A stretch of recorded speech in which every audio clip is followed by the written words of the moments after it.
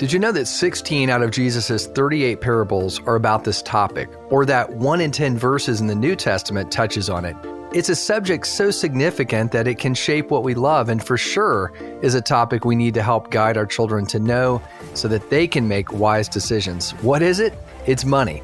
Join us as we dive into this episode of Basecamp Live to look at the essentials of raising money-wise children. Kids who grow up to be wise managers, thoughtful contributors, and intentional stewards in a world that's so often driven by consumerism. You won't want to miss this inspiring conversation here on this episode of Basecamp Live. Mountains. We all face them as we seek to influence the next generation. Get equipped to conquer the challenges, summit the peak, and shape exceptionally thoughtful, compassionate, and flourishing human beings. We call it Ancient Future Education for raising the next generation. Welcome to Basecamp Live. Now your host, Davies Owens. You did it again. You've made the right decision to hit the play button and join us for this week's episode of Basecamp Live. I never take for granted your decision to join us each week, and it's my deepest desire to encourage you and inspire you and bless you as you are listening to each episode. I know that we're all a part of a very important work that God has called us to parent the next generation, to educate the next generation, and ultimately to form the loves of the next generation so that what they love is the ultimate antidote to all of the silliness that the world puts before our children, that they would make wise decisions. It's all about raising the next generation. It's all about classical Christian education. It's all about working well, co-laboring together all across the world. So thanks for being a part of this episode. As always, love to hear from you. info@basecamplive.com. A quick shout out to a couple of folks who are part of the Basecamp Live community and part of the Zipcast schools. Sarah Medlin, Executive Director at the Christ Classical Academy in Dyersburg, Tennessee. Shout out to her and her whole team, as well as Diana McKee at the Imago Day School in Maynard, Massachusetts, where she's head of school. And again, shout out to your whole team, Diana. We are so grateful that you guys are part of this bigger community. And as we jump into this episode, I'm really grateful for time to sit down with Dr. John Thornton. I've gotten to know him and just am amazed at the passion he has for this topic. As we've said in the introduction, as we'll say again, this is one of those very obviously important to Jesus and certainly throughout scriptures. And yet it's one of those topics, you're not supposed to really bring up, or it's awkward, or it's just one of those things I think too often we look around and think about it, and who has actually sat down with our children to help guide them through making wise decisions in a very, again, consumeristic culture. Dr. John Thornton is a gentleman that has spent many years in this space. He's a CPA with a PhD in accounting from Washington State University. He's taught accounting ethics at Azusa Pacific, where he's directed the School of Accounting. He's a nationally recognized author and speaker on this topic of accounting and ethics and just wise money use. He's published many different, both academic publications and other books and resources. He's married to Alyssa with three amazing sons, Joshua, Benjamin, and Jacob. And I look forward to you hearing from him. Before we jump into this conversation, as always, a special thank you to our partners that come alongside us, Classical Academic Press, Wilson Hill Academy, the Classic Learning Test, and Life Architects Coaching. They are some of many organizations that support us on the journey of raising the next generation. Check them out on our partners page on our website. Without further ado, here's my conversation with Dr. John Thornton. Dr. John Thornton, welcome to Basecamp Live. So glad to have you here. Thanks, Davies. Great to be here. You know, I was just thinking about here, I think about the 8th year we've been doing Basecamp Live and 300 plus episodes. And this topic that we're going to hit head on today, just the reality of money and wealth and how it all fits together in our lives, is just so basic. I mean, I know it is amazing when you look at just biblically the frequency with which Jesus talks about money. 16 out of the 38 parables, Jesus is dealing with money. I looked up earlier, 1 out of 10 verses in the New Testament deals with money. In the Bible, there's over 500 verses on prayer and 2,000 on money. So I feel badly it's taken me 8 years to get this topic, but I couldn't think of a better person to have a conversation with about this very important topic. So welcome, and I'm so glad you're here. Thanks. John, tell us a little bit about your story, your background. I mean, you have spent years thinking about this topic. We were just saying just moments ago, you were in a college environment training and equipping a new generation of students. So you're right on the front lines. A little bit of your story and just why is this topic so important to you? Yeah, well, I think that money is a super powerful tool. And I guess the question is, what are we building? Right? Jesus says, seek first the kingdom and his righteousness. And I could give you just a real quick part of our story. Yeah. Years ago, as a young CPA in the Seattle area, I really wanted to be a summer youth camp speaker. And yet, because so many of the people I worked with in the money area, they just figured people believed, even pastors, well, they have to believe that, right? They're paid to believe that. And I wanted to be able to be a summer youth camp speaker for free. And which meant I needed a job that would pay for things. And that attracted me into becoming a college professor. And so just kind of a funny way that came about. My wife left her job. She was an actuary. If that's mathematical kind of people, they do stats, how long you live kind of stuff. They use actuarial tables, right? Sure. Actuaries are famously boring, even worse than accountants. So we were the original fun couple. And I'm sure your date nights back in the day were really lively there. Yeah, you'd think, right? But my wife wanted to be a stay-at-home mom, and I wanted to be this professor, and we wanted to start a family, and we headed off, really feeling called, to go this direction and go get my PhD. And that's a 5 or 6 year process. In my case, 6 years, kind of full time doing that. And our budget was about half of poverty income, $8,000 back then. Wow. And we were expecting our first son, no health insurance, and to continue her health insurance was $3,200 of our $8,000 budget. So it was just kind of this fascinating thing. Well, God, we feel like you're calling us to do this. Can we make it? Yeah. And so fast forward, 5, 6 years after graduate school, we come out the other side, and we realized that we had not only survived, we'd thrived. We had not only made it off of half of poverty income for all those years, but our net worth doubled. Our family size doubled. We had a couple sons, and we went to Disneyland, Disney World, and Maui 3 times, all on an $8,000 budget. And so at the time, I was like, wow, it's a miracle, right? I want to tell people, put God first, follow him, and he'll take care of it. So that was kind of the original impetus of saying, hey, a few accounting tools, how to use your money well. And we definitely use the things I know as a CPA, and about budgeting and so forth. And so that was kind of the impetus. And then I ended up writing a book. It took me quite a while to write, but I wanted to write a book on God and money. And I work with the Gary Chapman team at Moody. And I published a little book called Jesus' Terrible Financial Advice. And it's because his advice ruined everything I wanted to say on his behalf. And so that was kind of the start of, he just didn't say the things I wanted to say, be responsible, get out of debt. That's good, but it's just a tiny part of the whole and story. Jesus says these things that terrify us. Yeah. Right? Like give to everyone who asks. And so forth.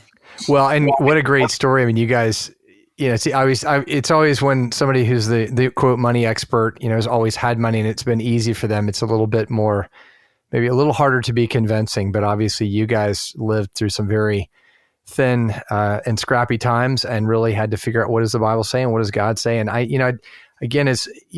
in this space of education and parenting, it is amazing how this topic that, as we were saying earlier, is so dominant in scriptures.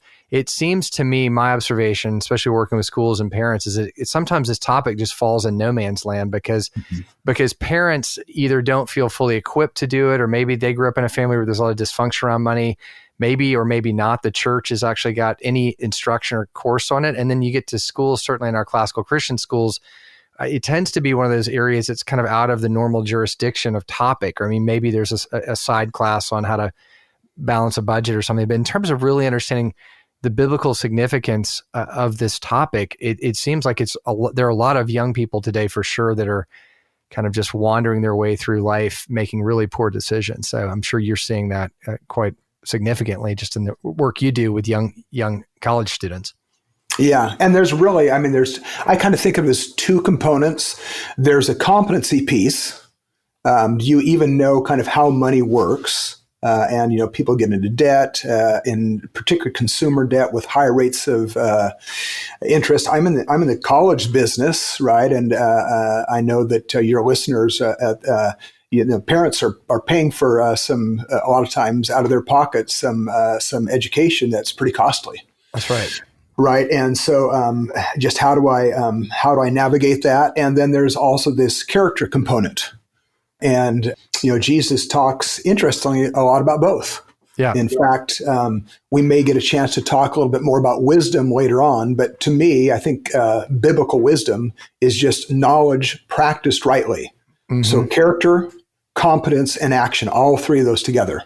Yeah. And so and I love how you bring up how there's this crazy tension with Christians because Jesus says these things. Right. And sometimes think, well, so is money bad? And then I'm going to stay away from it and just, ignorance is bliss kind of thing almost. All the way out to, well, Jesus wants me rich.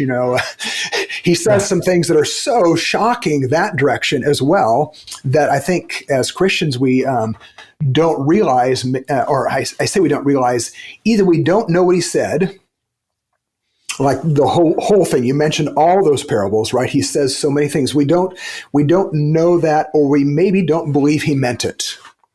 Right. Or yeah, and I think that's exactly the tension. Is there's such extremities across the Christians, from the health and wealth, have it, name it and claim it, have everything you want, to the what I see very often, especially in more conservative Christian circles, which is a rightful concern of it to the point of almost being, kind of a scarcity mindset that all of a sudden money consumes everything we talk about and think about. So it's kind of, so there's all of this, I think poor understanding of how to set this up. And so here we are.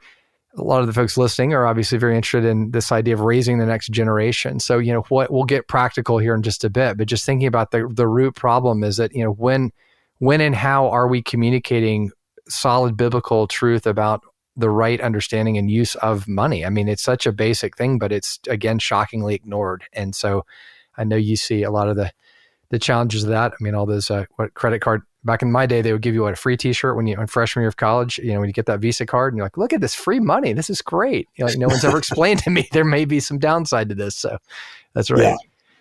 Yeah. And that debt really can spiral on you. Yeah. Well, and I think today, I fairly recently, especially in this moment, inflation's up. There's a lot of consumer debts just absolutely through the roof. So that a lot of folks listening are thinking, boy, we feel that noose around our neck right now. We don't want to continue to see that thing snowball and have our children and making poor decisions, for sure. Yeah. So, well, that's really, so obviously there's a lot of challenges, a lot of problems out there. Maybe frame up just, around this idea of if we want to bring wisdom to our children, to ourselves even, what are just some important, frames of reference that we need to be keeping in mind as we start talking about money? Yeah, that's a super question. I love to talk about a wisdom-wealth connection. And clearly wisdom starts with knowing God, right? The fear of the Lord is the beginning of wisdom and beginning of knowledge, it says in another passage in Proverbs. But Proverbs has a lot to say about earthly wealth. And the biggest themes I've found, bar none, the number one theme is what I'd call diligence versus sloth. Or do something, you'll have something, don't you won't. And a famous proverb, a little sleep, a little slumber, a little folding of the hands to rest, and poverty will come upon you like a bandit, scarcity like an armed man. And so I think a lot of times it's just when it comes to making the most of what God's given you, do something with it. Yeah. Yeah. And another big theme along those lines, same thing of wisdom, wealth connection is righteous versus wicked. Righteousness, do it right. So do something and do it right. And so it's easy to think that the cheater gets ahead. And Proverbs even kind of suggests, well, they do, but just momentarily. You can knock the righteous person down 7 times. They keep popping back up. The wicked person has this meteoric rise and they disappear, never to be seen again. Yeah. Right. Yeah. And so just understanding that that God really wants us to use our lives. And money is a tool to sometimes accomplish. We don't always need money to accomplish something, but it is a tool, right? And so what are we building? Are we building his kingdom or ours? Right. Well, and as I've heard you talk about, I mean, we can be very kind of, theological and philosophical about money, but at the end of the day, you can't get through the day. You got to put gas in the car and you got to, buy your coffee and all that. I mean, so there's always, it's going to continue to just be a part of life. So you need to know how to navigate it wisely. And I think for a lot of parents, it's very easy to not realize that without teaching, we're still teaching. They're watching how we make decisions and how we save or don't save or whatever the case may be. So why don't we take a quick break and come back? We'll jump into, again, some more just good principles, and we're going to make sure we've got time to share some very practical strategies, whether you've got young children or older, on just how to set up for having good wisdom when it comes to money. We'll be right back and continue our conversation. Hi, this is Dr. Christopher Perrin with Classical Academic Press. Grammar is a critical tool for a student's development that enables them to write, read, and speak with clarity, brevity, and precision. The Well-Ordered Language series from Classical Academic Press is designed for grades 3 through 7, and it will kindle the curiosity of students to learn and understand the structure of language, how it works, enabling them to order and enjoy language. All language. Visit classicalacademicpress.com and use the discount code BASECAMP_LIVE to save 20% off your next purchase. I want to take just a moment during our break and let you know about the great work that's being done by Wilson Hill Academy. They offer a vibrant, rich, and accredited classical Christian education available to families and schools almost anywhere. With a click of a button, students join master teachers and friends live online from all over the world to engage in deep and lively discussions, solve math problems, conduct science experiments, translate Latin, deliver thesis presentations, and so much more. At Wilson Hill, students make lifelong friends and graduate well prepared for college and beyond. Discover what's possible for your family or school at wilsonhillacademy.com.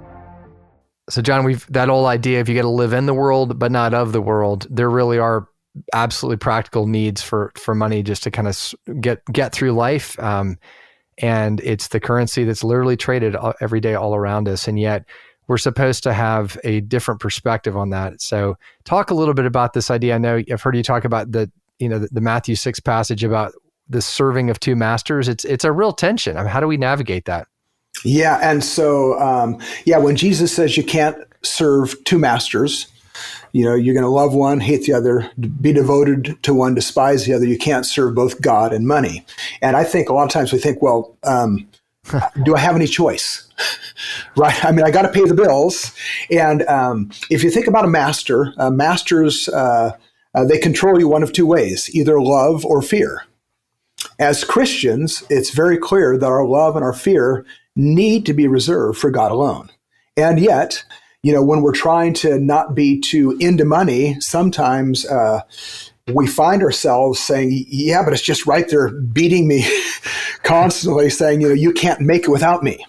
Yeah. And so that's a really important thing is, Jesus tells us he's got our back. And so I guess I see a lot of times when we feel like we're under the gun, money masters us through fear. And yet it's easy to think if I just, if my ship comes in, if I start making it and so forth, I'm going to be free. And instead, all of a sudden, money masters you through love, right? It's like, oh, wow, I love what I can do now that I can afford to do it. And so there's the things I think we really need to think about ourselves and talk to our kids about, is this warning that money can master us. And truthfully, a lot of times we give the credit, the glory to money instead of to God, right? He gives us a good job and we get a good paycheck and we tell people, what a great earner we are, as opposed to, just praising God for that gift, right? And so that I think is one of Jesus' and that's just a core foundational principle. I think it's a really good point. This idea of ultimately we're trying to teach our children to humble themselves before God as an authority, and just that sense in which are we showing dependency and humility. And so, simple things like I think even something like blessing the food before we eat it at a very basic level is just saying we're actually acknowledging that we don't deserve this. We didn't go, this is just gift. It's grace, the beat of our heart, the breath of our lungs, so much that's happening all the time that we assume, to your point, it's easy to become callous to just what we, even what we deserve and have a right to. And I think that positioning is what I hear you say is really important to get right and be reminded of. Mm-hmm. Absolutely. So as we think about, this tension again, I think that's so around us when it comes to our children, just, setting up practices and habits. So much of what we talk about in certainly in classical Christian education is this idea of really forming the affections, the loves, the things that matter the most. And so I think there must be, obviously a corollary to what do we celebrate? What do we give attention to? What do we place value on?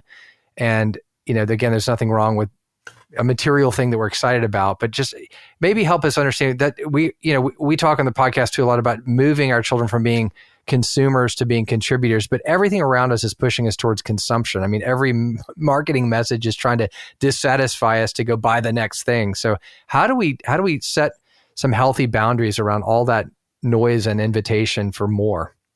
Well, I love when you said, what are we celebrating or what do we want? Right.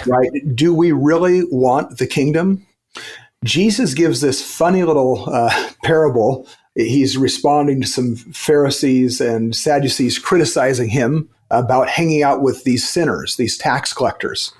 And in the midst of all this, he says, I tell you, use worldly wealth to gain friends for yourselves, so that when it's gone, you'll be welcomed into eternal dwellings.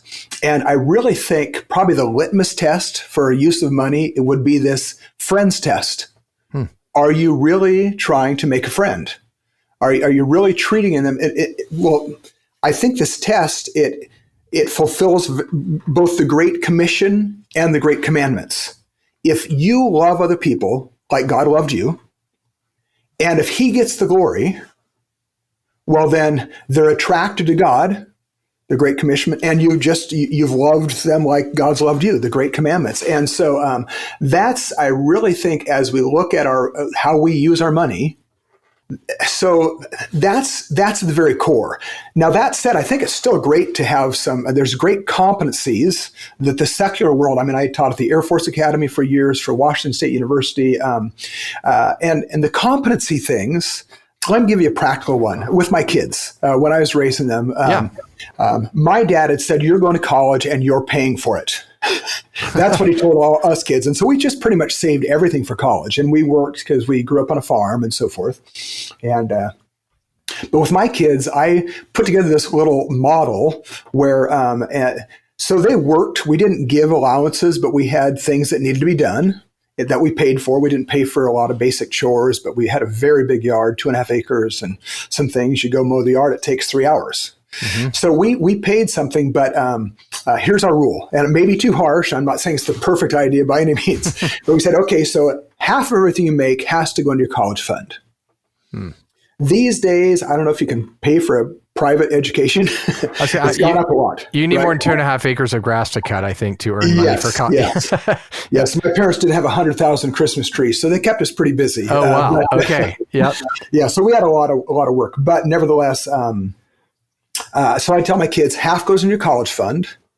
Of the remaining half, we tithed always, so we gave 10%. They could spend 10% on anything they wanted instantaneously, a candy bar, you name it. And then the last 30% went into something they really wanted, but kind of long-term. Like I had a son who wanted to play the piano, so he bought an electric piano. Right? So again, I'm not saying these percentages are great at all. It's just a significant amount. Well, by the way, first, always give. So we want our kids to understand that if God's right, you can't afford not to give. I could quote some things from Malachi for you, that if it seems like it's slipping through your hands, you're not putting God first. Yeah. So it doesn't matter. But anyway, so I'd say absolutely first and foremost give. But then of that part that wasn't going to college, let them have a little fun.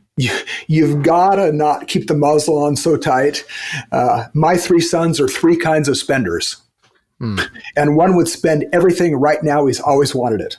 And one doesn't ever want anything.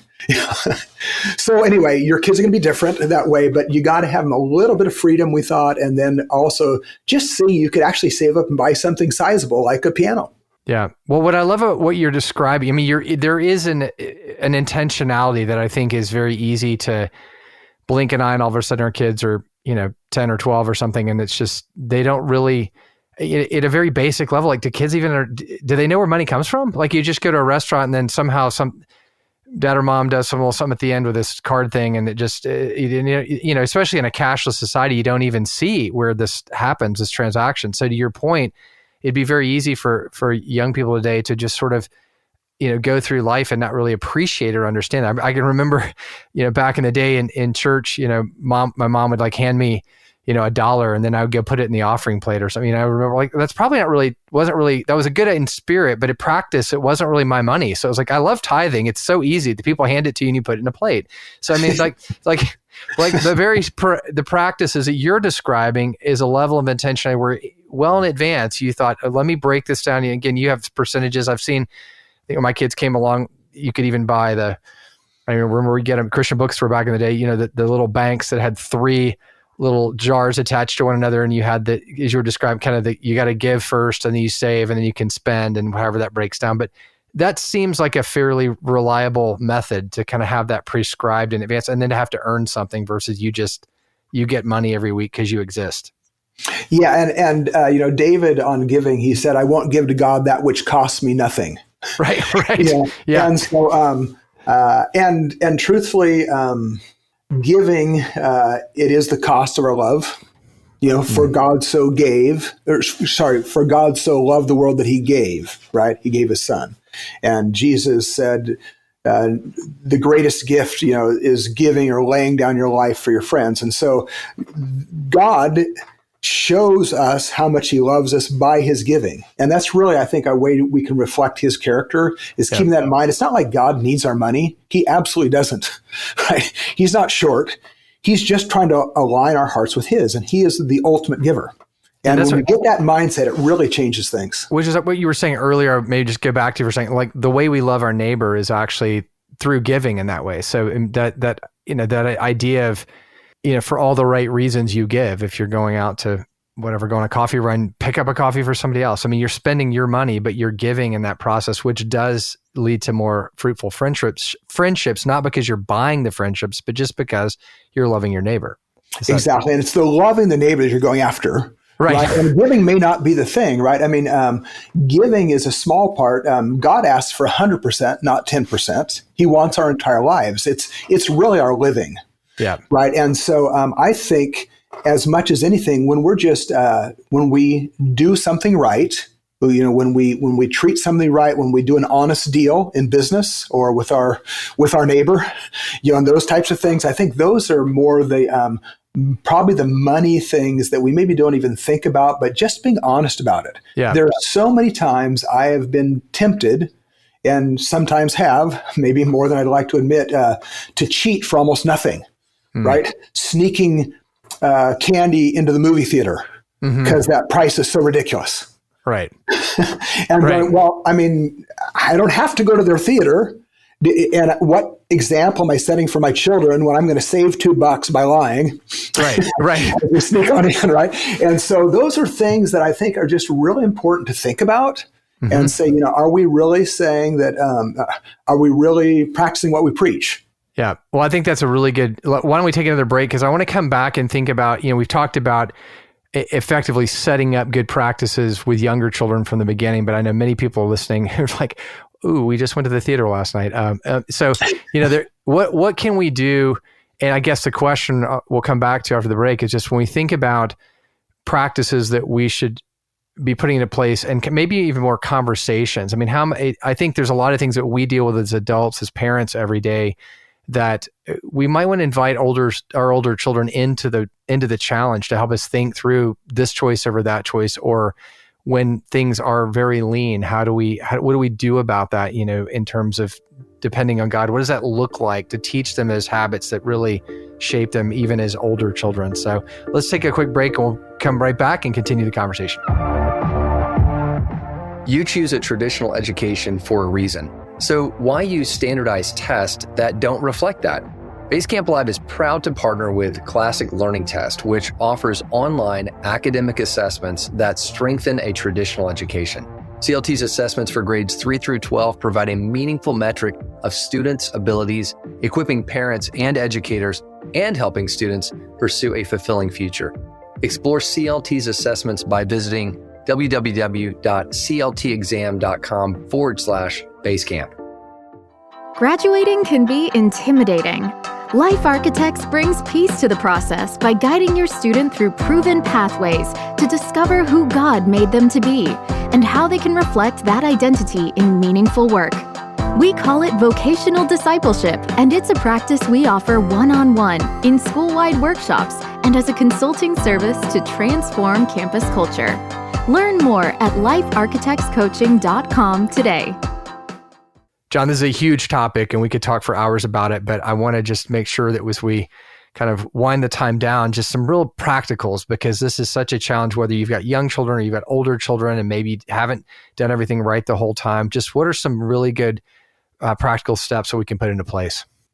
Great question. I have come up with a very simple 4-step model that comes right out of Jesus' advice that he says right after he tells the parable of the shrewd manager to use wealth to gain friends.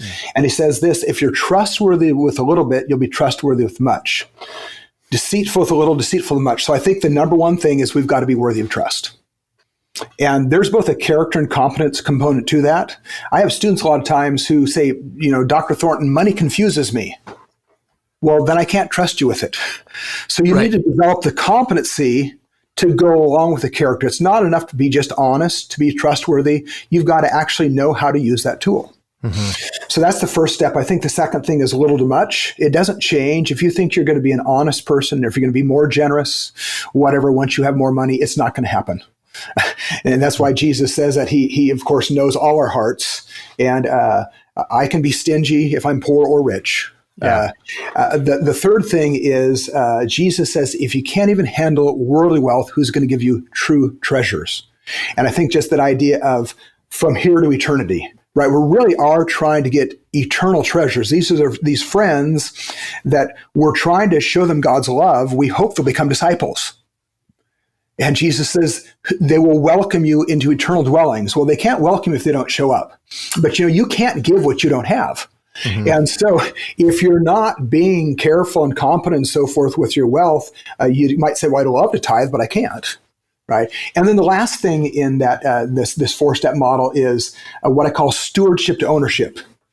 Jesus says, if you can't even, or if you're not even trustworthy with other people's money, who's going to give you money of your own to manage? And so I have a stewardship role of working for somebody. Right? I've got to do what they ask me to do. That's my job. And I'm trying to glorify God in that, but then I get a paycheck. And that's full on ownership. No excuse with that money now to not do what God's called me to do. And so, and by the way, if you run a business, right, you need good employees, right? You're an owner. Owners need good stewards. And you can just follow that exact same model. How do I pick a good steward? Are they worthy of trust? Can they do a lot with a little? Can they get it from here to eternity? And that model, I think, is just set up really practically to where we can just say, I need to make the most of what God's given to me. I've got to be trustworthy with it. And I should have my eyes set on his kingdom, building that instead of building my own. Yeah, that's a very helpful, well said, succinct, very succinct 4-step plan. I think that's super helpful. And just a good reminder again, I mean, there's grace, God, there's forgiveness when we've made those mistakes, but it's never too late. And, even if you've, absolutely. In fact, some of the, we were saying over the break, even like Dave Ramsey's built an entire empire over people making really bad decisions and getting themselves, digging out of debt and then celebrating that. And I think, so there's definitely ways to recover, but how much better to kind of set that example, right? Especially for young people today, where there is so much confusion in the world around Stewart. I always think about the lottery winner. Like, well, it wouldn't happen to me if I won the lottery. I would give it away. I'd be, well, good luck. Yeah. If you've not set those habits in place, maybe not as good as you think. So, and you mentioned grace. And it's so important, right? We are Christians. We should be the most merciful, grace-filled people. And so to anybody, remember, I just say that we keep talking about money, but when it comes to giving, it's forgiveness that we really need the most, need to really give, and anybody can forgive. Mm-hmm. And so when you look at what Jesus gave us, yeah. So I again, so often it's easy to try to confine these things to how we're spending our money, but forgiveness is giving a rightful claim to justice, right? We're giving up our claim. And we might do that with money and treating someone well who maybe has treated us poorly, but just in our ordinary course of life.